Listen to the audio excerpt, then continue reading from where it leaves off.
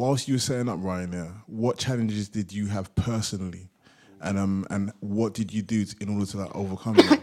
No, I think just the challenges were, we were living hand to mouth in the early days. As I said, we were losing money. Changed the model. Wasn't going to work.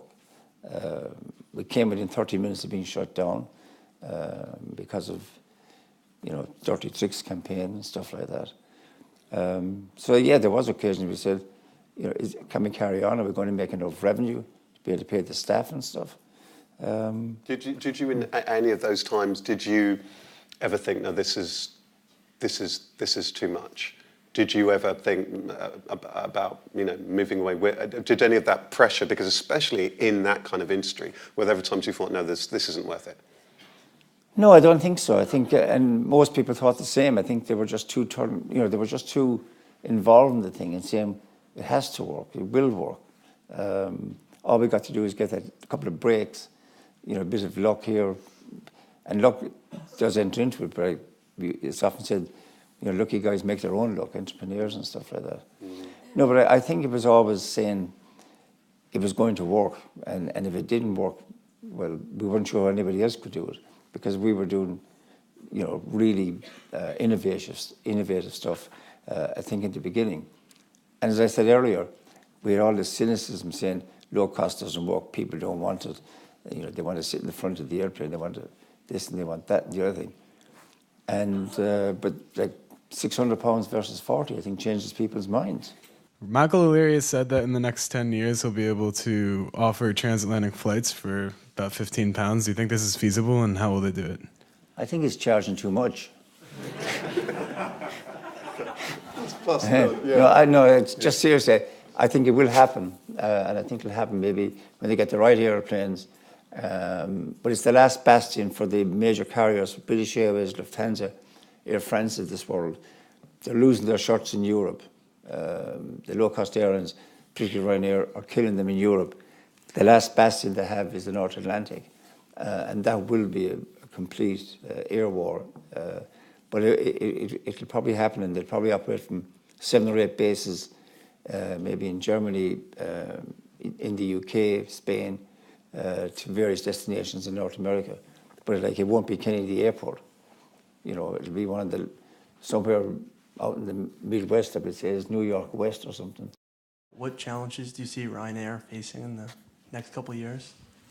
Well, you never know what's around the corner. You never know what's going to happen next, I guess. I think what Ryanair will do, they will continue to expand beyond Europe. They're currently looking at flying into Tel Aviv, and they're looking at flying into Moscow. And there's lots of negotiations going on there. They're already flying into North Africa. There are 5 destinations in North Africa.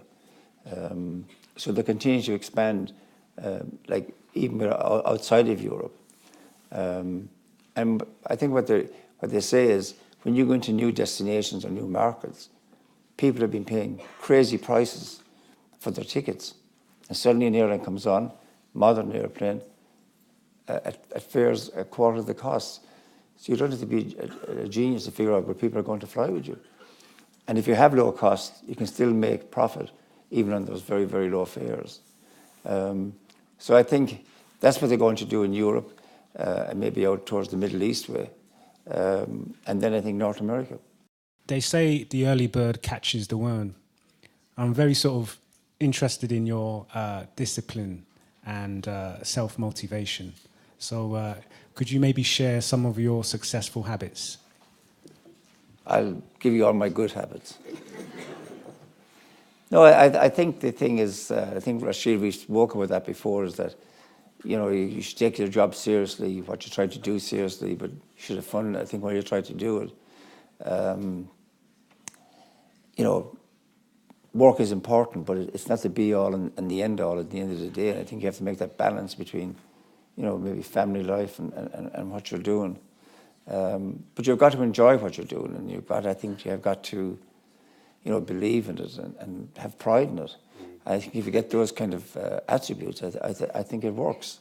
When you talked about this vision of setting up an airline that provides employment and so on, your brother's dream. Do you think that he would be? Do you think that he would be proud? Was he proud by that? But by the point was what he saw. Tell he was. I think it was amazing because, you know, when the aircraft leasing business, it cost him a lot of money, and I think, you know, Ryanair came back and he devoted more time to it, to be honest.